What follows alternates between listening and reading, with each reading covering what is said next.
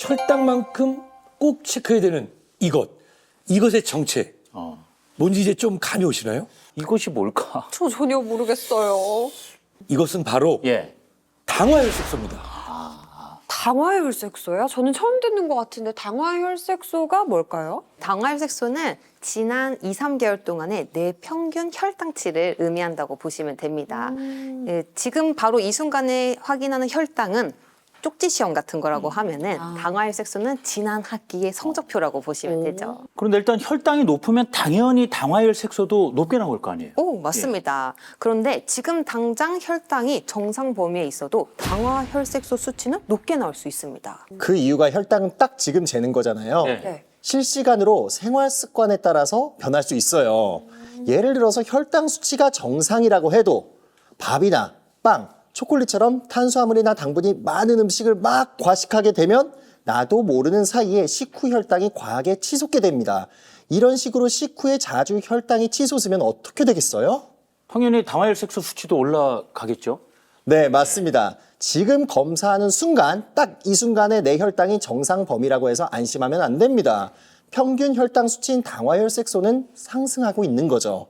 그러니까 혈당이 정상 수치라고 방심하지 말고 당화혈색소까지 확인하는 게 좋습니다. 실제로 환자분들 건강검진 상담을 해보면 예. 이런 분들이 있어요.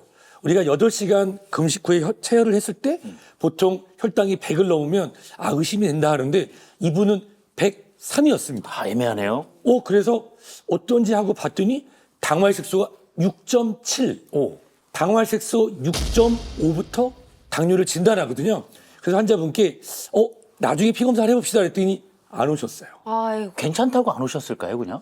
이분은 집에서 혈당기를 사서 검사를 하는 거예요. 어떤 날은 98, 안심. 어떤 날은 107. 괜찮을 거예요. 괜찮은 거야 했는데 그리고 몇 개월이 지난 다음에 너무 기운이 떨어진다고 해서 병원에 오셔서 혈액 검사를 했더니 어떻게 됐을까요? 당화혈색소 7.6. 와, 엄청 올라갔네요. 이 당뇨로 인해서 합병이 발생하는 문턱이 돼서야 병원에 오신 겁니다.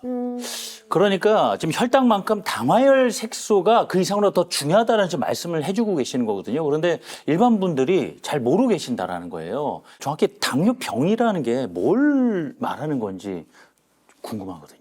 네, 우리 혈관 안에 있는 혈당이 지속적으로 높게 되면 혈관 안에 있는 뇌피세포들을 손상시키게 됩니다.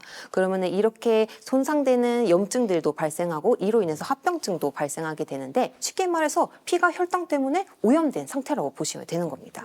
네, 그리고 우리가 식사를 하면 위장관에서 소화되고 또 쫙 흡수되면서 포도당으로 바뀌는데요.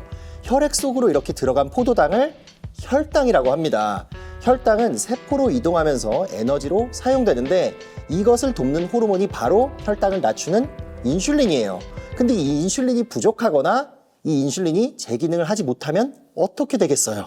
운반을 못 해주니까 결국 세포에게 에너지 공급이 안 되는 거 아니겠어요? 네, 맞습니다. 포도당이 세포에게 공급되지 못하고 혈액에 계속 남아있다 보니까 당연히 혈당의 수치는 올라가는 거죠. 자, 그만큼 인슐린이 중요한 역할을 하고 있는 것인데 그런데 의료인 같은 경우는 보니까 아버지도 당뇨를 앓으셨고 어머님도 마찬가지예요. 지금 유전 걱정을 하고 계시거든요. 확실히 확률이 많이 올라갑니까?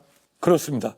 당뇨는 유전되는 질환이라고 많은 연구에서 밝혀졌는데요. 부모님 중에 한 분이 당뇨면 자녀에서 당뇨가 나타날 가능성은 15%. 부모 2분 다 당뇨인 경우 자녀에서 당뇨병이 나타날 가능성은 30%가 넘는다고 합니다. 이 외에도 노화, 여성 호르몬의 변화, 운동 부족이나 스트레스 같은 다양한 문제로도 당뇨병이 발병할 수 있기 때문에 주의하셔야 합니다. 그나저나 의뢰인은 당뇨로 인해 백내장이 왔다고 했거든요. 수술하셨잖아요. 네, 그래서 눈 건강도 걱정을 많이 하시던데 이 백내장은 노화로 오는 게 아닌가요? 맞습니다. 노화로 백내장이 오는 경우가 많지만 최근에 우리나라뿐만 아니라 전 세계적으로 당뇨 인구가 늘어나면서 당뇨 합병증으로 인한 백내장의 발병도 같이 올라가고 있습니다. 이것을 우리가 당뇨병성 백내장이라고 불리는데요. 실제로 비당뇨 환자보다 당뇨병 환자에서의 백내장 유병률이 60%가 더 높아요. 그만큼 당 관리, 당뇨병 관리가 꼭 필요합니다. 당뇨가 눈 건강에까지 영향을 미칠 줄은 몰랐어요. 네, 당뇨병은 눈뿐만 아니라 머리끝부터 발끝까지 다양한 합병증을 만들어낼 수 있습니다. 머리에서는 뇌경색을 일으킬 수 있고요. 망막의 미세혈관을 손상시키면 당뇨병성 망막병증을 유발할 수 있습니다. 그래서 당뇨가 악화되면 실명에 이를 수도 있는 거죠. 당뇨병이 얼마나 무서운지 이해를 돕기 위해서 제가 실험을 하나 준비했습니다. 지금 보이는 저 물레방아를 우리 몸의 각종 장기라고 가정해 보겠습니다. 네. 우선 정상 혈액을 공급해 볼게요. 어떻죠? 오, 혈액이 장기까지 잘 도착하네요. 맞습니다. 혈액이 문제없이 잘 흐르니까 각종 장기에 영양을 공급하고 건강한 상태를 유지할 수 있도록 도와주는 거죠. 그렇다면 당뇨병 환자의 혈액이라고 가정한 것을 공급해 보겠습니다. 어떻게 되죠? 지금 혈액이 잘 흐르지도 않고 당연히 뭐 장기까지 도달하기도 힘든 상황인데요. 네, 저 물레방아가 정말 힘들게 돌죠? 예. 혈당이 올라가게 되면 혈액의 점도가 같이 올라가면서 혈액순환이 떨어질 수 있습니다. 예를 들어 볼까요? 뇌에 제대로 혈액순환이 되지 않은 상태에서 피떡이 막으면 뇌경색, 같은 일이 관상동맥에 발생하면 심근경색, 네. 그리고 저 발끝 동맥, 정맥이 막혀서 혈액순환이 안 되면 그게 바로 당뇨병성 족부병변이 발생할 수밖에 없는 것입니다. 합병증 때문에라도 당뇨병은 꼭 피하고 싶어지는데요. 그럼 합병증은 당뇨병이 생기자마자 바로 따라오는 걸까요? 아니, 천천히 오는 건가? 어떻습니까? 네, 당뇨병 발생 이후부터 첫 번째 합병증까지 평균 936일이 걸리는데요. 이후 두 번째, 세 번째 합병증이 발생하는 소요 시간은 점점 단축됩니다.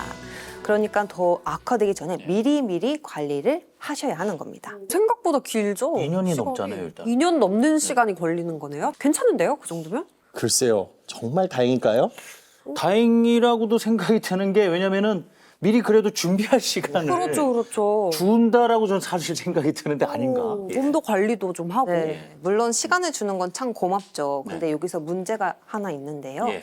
여러분은 보통 기침, 가래, 콧물, 몸살 이렇게 감기 기운 있을 때 보통 어떻게 하세요? 일단은 오래 가면 안 되니까 약부터 사먹잖아요. 맞아요. 전 병원 가서 주사한 데 바로 그런 맞아요. 경우도 있고. 네. 보통 이렇게 눈에 띄는 증상이 있으면 약을 먹거나 네. 치료를 하려고 하잖아요. 그런데 당뇨병은 초반에 증상이 없습니다. 그래서 검사를 받기 전까지는 내가 당뇨에 걸렸다는 사실을 모르죠. 그래서 오랫동안 그냥 방치해서 나중에 합병증이 발병된 뒤에야 깨닫는 경우가 많습니다. 실제로 당뇨 합병증이 심해지면 사망할 수도 있습니다. 전 세계에서 당뇨병으로 인한 사망자가 얼마나 자주 발생하는지 아세요, 혹시? 한 시간에만 한두 명. 시간에 어때요? 10명? 무려 예. 7초당 1명씩 당뇨병으로 사망하고 있습니다. 그 뭐 합병증까지 포함해서 말씀을 하시는 거죠, 그럼? 네, 맞습니다. 좀 설명 들을수록 좀 달리 와닿습니다. 우리 한민족은 대대로 무슨 민족? 밥의 민족. 맞습니다. 밥심. 밥심. 그런데 안타깝게도 이 밥에 있는 탄수화물이 혈당을 급격히 올리는 주범 중에 하나입니다. 밥, 빵, 과자 이런 단수당이 많이 들어있는 탄수화물을 과도하게 섭취하면 어떻게 되겠어요? 혈당이 엄청 치솟겠네요. 자, 혈당이 올라갑니다. 네. 위기를 느낀 우리 몸에서는 바로 인슐린을 똑같이 분비합니다. 네. 그러면 인슐린이 따라 올라가니까 혈당이 떨어지게 되죠? 네. 혈당이 떨어지면 우리 머리에서는 혈당이 떨어졌네? 그러면 다시 먹으라고 신호를 보냅니다. 당 떨어졌어, 먹어야 돼. 예. 그러면 탄수화물을 찾아서 다시 먹게 되면 어떻게 되겠어요? 또 올라가죠. 또 올라가죠. 혈당이 올라갑니다. 인슐린. 인슐린이 올라가서 잡아내리고 올리고 내리고 올리고 내리고 이거를 혈당 롤링 현상이라고 부릅니다. 의뢰인처럼 혈당을 급격히 올릴 수 있는 식품을 즐겨 드시면 발생할 수밖에 없습니다. 네, 이게 왜 문제냐면요. 저혈당과 고혈당이 계속해서 급격하게 반복이 되면 인슐린 분비에 관여하는 췌장의 베타세포가 손상되면서 혈당 조절에도 문제가 생겨요. 그 결과 당화혈색소 수치도 상승하는 거예요.